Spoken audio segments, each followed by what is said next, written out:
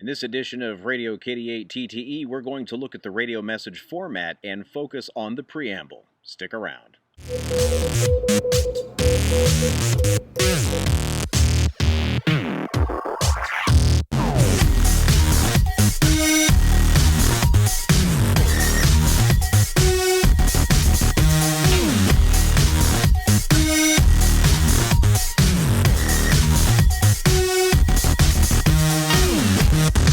Today we're talking about the radio message format, and specifically we're going to focus on the preamble. The first question comes up, why is there a preamble? It's important for us to remember that when we have these radio messages, these are not interoffice memoranda. These are not post-it notes where somebody's going to hand one thing to another person.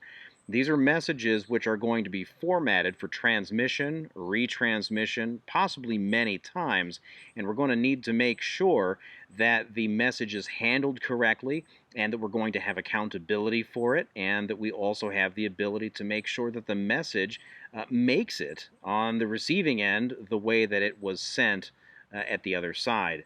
So this works just like internet email, where if you actually show the headers, go look at them, you can see there's a great deal of additional information, and that same thing is going to be present in a radio message in the preamble. We begin with the number. The number is going to be just a group of figures. There's no dash, no slash, no initials, no leading zero. It might have a leading group in front of it, however, SVC. That's voiced service, but it is written SVC always. It's not common now, but it indicates a service message. This is when you are creating a message that is about another message. For example, that you were not able to deliver it because they gave you a wrong phone number or something along those lines. You might think of the number as a serial number for the message. It's attached to the station of origin. So each station is going to have their own way of doing things, and that's perfectly fine. The important thing is that the number is unique to that station. KD8TTE 3375 is going to need to be a specific message, and other stations can have their own 3375. It's got nothing to do with mine, so you need to make sure that that is going to be something that works for the station that's issuing these things. The number does not change. It sticks with the message. It's a part of the message. And the same text that we have going to a different person is going to have a different number, because in that case, the address part of the radiogram will be different. And that's a different radiogram. That means it's got a different number. The most important thing is to make sure that you've got a policy for numbering. Make sure that you have a policy that will avoid having several different ways for the message numbers to be created, or to have different operators at, for example, a club station creating duplicate message numbers attached to different messages. Generally speaking, you just start at 1 and keep going. Some people will restart once a month, sometimes once a year. Some people like to prepend their message number with the number of the month. So January's first message would be 101. The first in October would be 1001. The 100th message in July will be 7100. Whatever you do, make sure that it works for your station. Make sure that it will allow you to identify messages uniquely for the period of time that you want to be able to chase them back. And in my case, I started with number 1 when I issued my first message in December of 2012, when I first got my technician license, and I've just kept going since then. I have yet to restart. I've got only 4 digits, so it's not like I've got some great big long number that's difficult to keep moving. I generally think that it doesn't make sense to have big, long, complicated anything, so keep it simple, keep it consistent, and you can see that you have the ability to chase things back. I just arbitrarily picked number 31 from my station, and I was able to find message 31. There it is, and you can see in there, all right, well, here's the message, and you can see down in the bottom the accounting shows that I did in fact move it. Because radio messages typically don't have any year information on them, we do need to look for context to find out what this is. So in this particular case, I was sending this message to KD8TTE, and I did in fact send it directly to that station on March 31, at the time 1943. The year was actually 2013. All right, next up is precedence. This helps us to determine the order in which the message is to move. Net control actually is the boss of a net and will make that decision when a message is to move, who is to call whom, and so on. But net control needs to have information about how urgent various messages are, and that's what precedence can be used for. It also helps in the management of circuits. There may be policies that we can put in place where we're taking only emergency and priority traffic on this circuit, and so on. There are 4 levels of precedence determined in amateur radio procedure. That's emergency, which is always spelled out; priority, which is voiced as priority but written with the abbreviation P; welfare, voiced welfare, written W; routine, voiced routine, written R. This is used when we're listing traffic. So when I'm joining a net, for example, and I have some priority traffic as well as some routine traffic, I'm probably not going to say routine to announce the precedence there, because that's the base. So anything that's above routine, I will typically announce when I'm listing. So when net control hears that I'm joining the net and asks me to list my traffic, I will say this is Kilo Delta 8 Tango Tango Echo with Whiskey 8 Tango Hotel Victor 1, priority Cleveland 1, and net control then will add that to the list of traffic and take the necessary steps to get it routed. In the case of radio telegraphy, a CW or digital circuit, I would be listing it out using the Q signal. QTC means messages, and so I'm just going to list that QTC W8THV1P, Cleveland 1. Net control is going to know that Cleveland traffic is routine, W8THV traffic is priority. And obviously the number shows how many messages. Emergency is information in a message that is specifically life critical or is going to be major property destruction type critical. So this is not something that we're going to relay from one station to another on amateur circuits. Basically, this message needs to get to a commercial or government communication system as quickly as possible. So where there is no other service available, amateur radio might handle it. So that could include examples of like tornadoes on the ground moving toward a populated area. A ship in distress would be another example of how we could have emergency traffic. Priority traffic is an official message from an agency. It could be something that is from a non-government organization, a disaster relief organization, specific to an emergency situation, a general emergency, but the message itself does not actually qualify as being life safety or otherwise qualify for emergency precedence. Where there is a lot of priority traffic that needs to flow, there might be organization of circuits or nets specifically to handle that type of traffic. Generally speaking, priority traffic will move after emergency but before welfare and routine. Some examples of priority traffic could be if a Skywarn station is advising another Skywarn station of an impending activation. Same thing with an Aries organization or something like that. This is time sensitive. It is something that needs to be handled with urgency, and so it is about a general situation. There is severe weather moving into the area, or there is a response taking place, and an Aries organization needs to have resources from additional Aries organizations. Those are things that do qualify as having priority precedence. Welfare precedence is going to be advising somebody about somebody's well-being, or it will be inquiring about somebody's well-being. It's important in the aftermath of a disaster where the media is reporting that there's been flooding and people are dying and all this kind of stuff, for people who are in the affected area and need to tell their friends and family that they are well or that they have sheltered someplace or whatever it is they need to say, that those messages can make it out of the affected area. And we do that by designating that as welfare precedence traffic.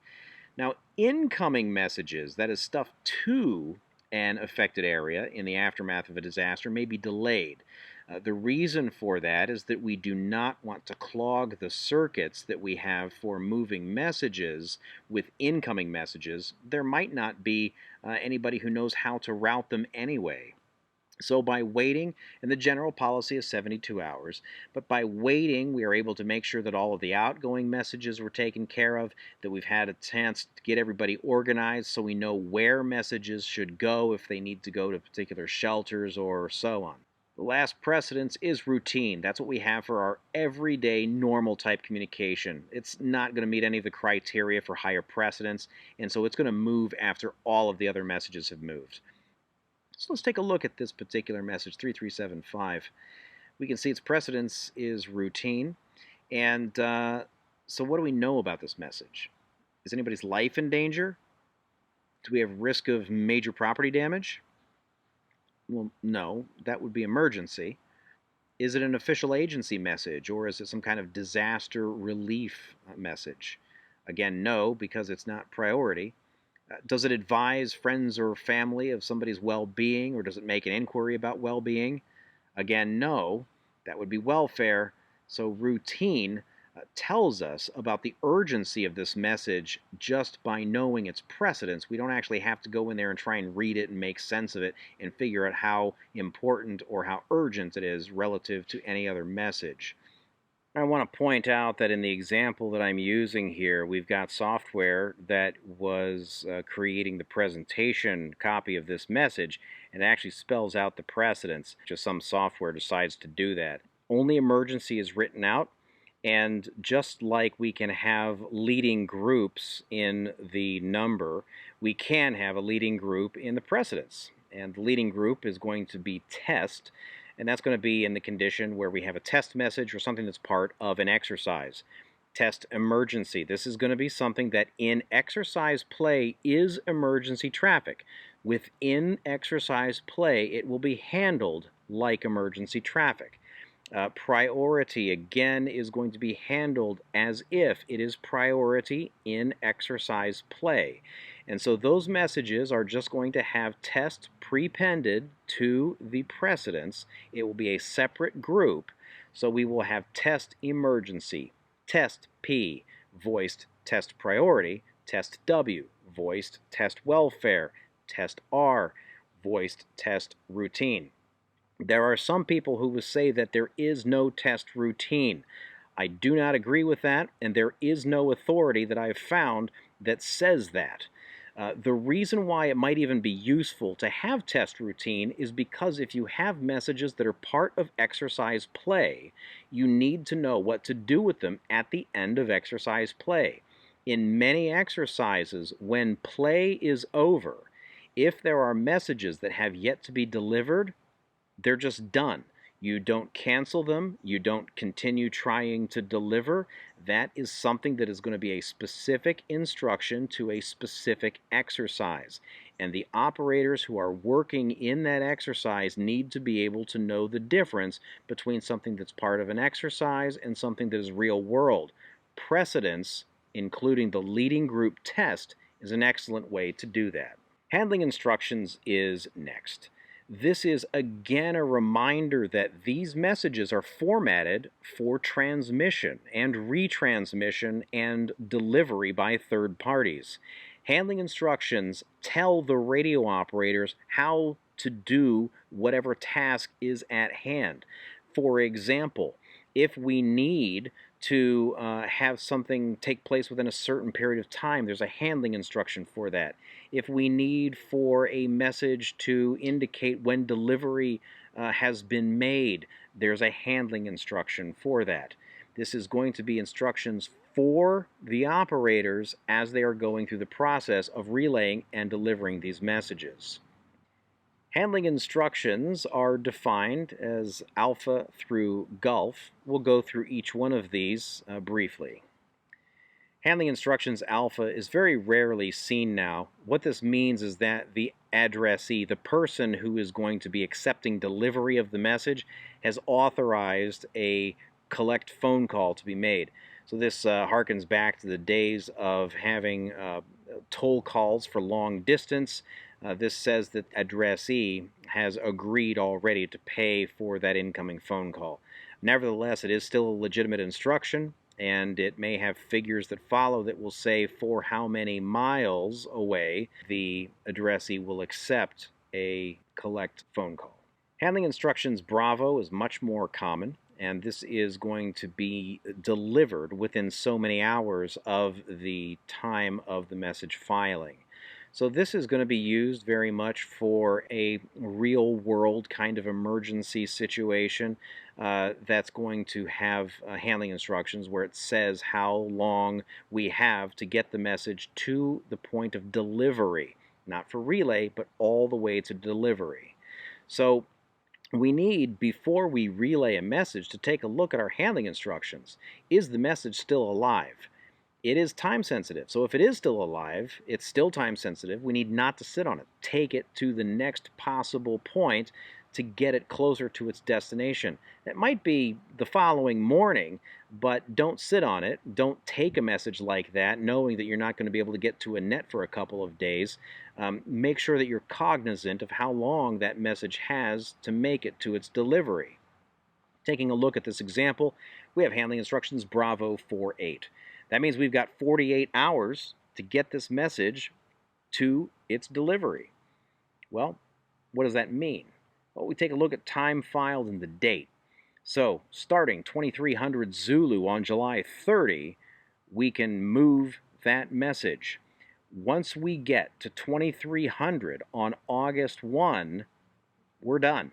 The message, if it has not made it to delivery, is now expired. We cancel the message, and then we send a service message back to the station of origin. Sorry, couldn't make the delivery. Handling instructions Charlie is an instruction for the delivering station, not relay stations, just the delivering station. And that means that we are going to need to send a message back to the station of origin indicating the time and date of delivery. We have an example here in message number 349 from W8DJG, and this tells us what we need to know. This was a response to a message that I sent that was handling instructions Charlie. In this case, W8DJG and Wakeman took some messages, and he's the one who made the delivery. And we can see how he made it. He gave it to AB8M for delivery. So we don't know whether this was by radio or what exactly happened here, but AB8M is not making a radio relay ultimately to the destination. AB8M is ultimately the destination, or is taking it off the air and will be making some other means of delivery. In any case, W8DJG has let me know my messages have been delivered. Handling instructions Delta are for the stations that relay and the stations that make delivery. That means that we are to report the date and time that the message was received, as well as the date and time the message was sent, or if it was delivered, the date, the time, and the method that delivery was made. So in this case, we would have messages coming back just like the one that we saw, not just for the final delivery, but for every station that accepted it and then turned around and relayed it to somebody else. Handling instructions Echo tell the delivering station to get a reply from the addressee and to originate a message back. So this could be a condition where somebody is sending a message and asking a question of the addressee. With handling instructions Echo, the delivering station will need to recognize those instructions and say to the addressee that I have instructions to get a message back from you and to send it to the person who sent this message to you. Handling instructions Foxtrot will come with a figure after foxtrot. That means that the delivering station, just the delivering station, not relay stations, the delivering station is going to take that message and hold it until that date of the month. So if we see something that says handling instructions foxtrot 6, that means the delivering station, once they have it, needs to sit on it until the 6th of the month. And typically this is going to be connected with things like birthday greetings or something that otherwise has some kind of time sensitivity, and it should make it on a particular time, not before. Handling instructions gulf roughly means don't incur any expense in delivery. If you have to make a phone call that's going to be long distance and cost you something, if you have to pay for a stamp, if you have to pay for a courier, if you have to pay for fuel to be able to make the delivery, don't do that. You can at your option. Nobody's telling you not to, but nobody is asking you to do that. So in that case, if you're going to bear expense, you don't want to bear the expense, then you can issue a message back to the station of origin and say, sorry, couldn't make the delivery for whatever reason, and that is going to be how the message is canceled and serviced back.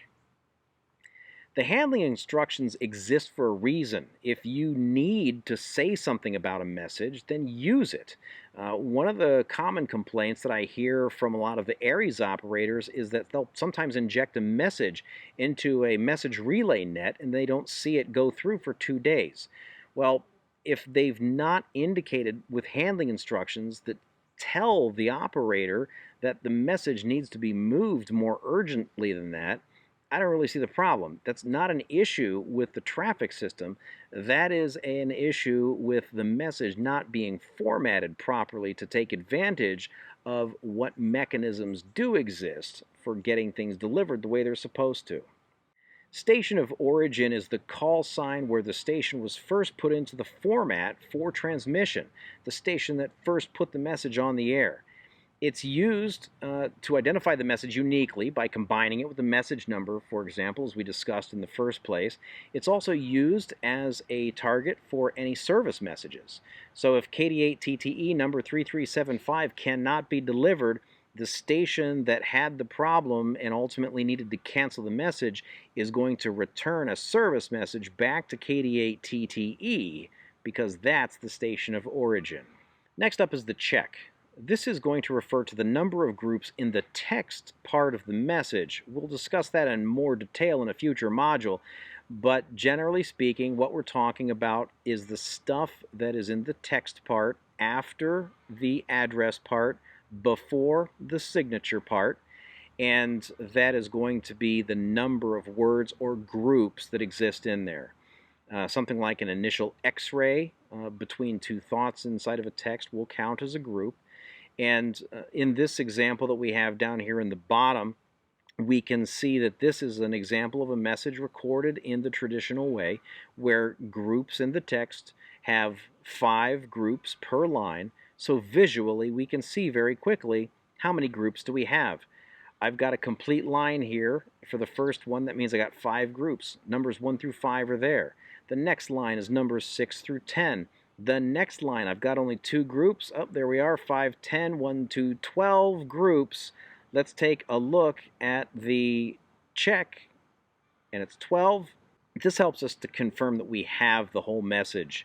And we've got some standardized ways for how we write things that will help the receiving station to write down exactly what the sending station has. And so we've got some examples of that here.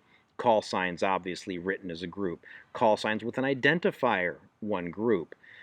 Call signs with some kind of information about the station, but it's not attached to the call sign with a slash, that's 2 groups. Phone numbers in the U.S. are written as 3 groups: area code, prefix, and then the final 4. Email addresses are written a little bit strangely, where you have everything on the left-hand side of the @ sign. You have the group @ sign, ATSIGN, and then you have what follows afterward, and any punctuation is actually spelled out, so dot becomes DOT. And in the example of KD8TTE @ sign PM.me, that turns into 5 groups. The check can also have a leading group. In this case, the only leading group that we can have would be ARL. This is an ARRL numbered radiogram, and that means that we've got some standardized text that will be expanded at the time of delivery. The ARL numbered radiograms are always spelled out, so message 47 is always written ARL 47, not figures 47. 40, I spell Foxtrot Oscar Romeo Tango Yankee. 7, I spell Sierra Echo Victor Echo November. When we have our check for a numbered radiogram that prepended that leading group, ARL, is going to have a space, because it's a separate group, and then the figure, which is going to indicate the number of groups being transmitted. It's not the number that it expands to, it's the number of groups actually being transmitted.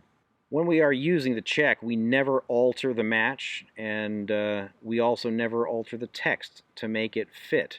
So we have to get it right in relay. If a receiving station has a message, and the number of groups in the text do not match the check, you do not say Roger, you do not send QSL. You have to say to the sending station that there's a problem. Typically, the way that this works is you will say, I have a check of, and I read back, and then you would read the text so that the sending station can hear you repeating the text back. Hopefully they will identify the missing word or the extra word or whatever the problem is, and then be able to work it out. In the event that the sending station has a problematic message on their station, you might not be able to work it out. In that case, you don't assume that a 73 goes on the end. You don't assume that some other word is supposed to be there. You make a correction, not a change, to the check. The way that that is done is you write after the check the slash and the number of groups that you have in the message now. The receiver and the sender now agree how many groups are here, so you'll put that slash and that new number in place. That is voiced, in this case, as ARL18 corrected to 17, and the way it's written is exactly as it is here, ARL space 18/17. The place of origin indicates the location of the person whose name is in the signature. This is the person for whom this message was created. So if station KD8TTE that normally operates at home in Ohio is operating an emergency station in Tampa, Florida, a shelter there, then the place of origin is going to be Tampa, Florida, not Bexley, Ohio. Responses to the messages that come from that station need to be directed back to that person whose name is in the signature. That person is in Tampa, Florida. That's the reason why we need to make sure that place of origin matches the location of the person to whom a reply would be sent, not the station. The state is included in the place of origin. It's using the standard U.S. Postal Service 2-letter code. There's no punctuation, so we don't have dots anywhere, no commas. The time and date filed is going to tell us when the message was formatted for transmission, when it was filed at that station for transmission. You'll note that in many cases the time filed is not actually present. In routine traffic it just usually isn't there. It is, however, sometimes required if the handling instructions, for example, are Bravo 48. That means that we've got 48 hours to deliver the message. If we don't put a time of day in there and that time filed, nobody's going to know when to start that clock ticking. So the date and the time need to go together here. The month part of the date, the month file, is always going to be written as a 3-letter abbreviation and is always voiced by saying the name of the month. It's going to be transmitted by radio telegraph as written, and it's going to be voiced as you would expect. So what we have is one station sending a message to another will read in the date field JUL and will voice July. The station recording the traffic will then write down JUL. The day filed always comes after the month filed, so there's a lot of ways that people will write dates, but it is always going to be in amateur procedure. It's going to be the 3-letter abbreviation for the month followed by the day of the month with no leading 0. Again, radio telegraph sends it exactly as written, and we voice as individual figures. So in this example, we have July 30. We do not voice July 30 or even worse, July 30th. It is July 30. That concludes our look at the preamble. We'll be able to move on in the next module to our address part. I hope that this has been interesting. If you have any questions, comments, or ideas for future topics, please do let me know. Like the video, share, and also subscribe to the channel to make sure that you don't miss what's coming up next. This is KD8TTE, out.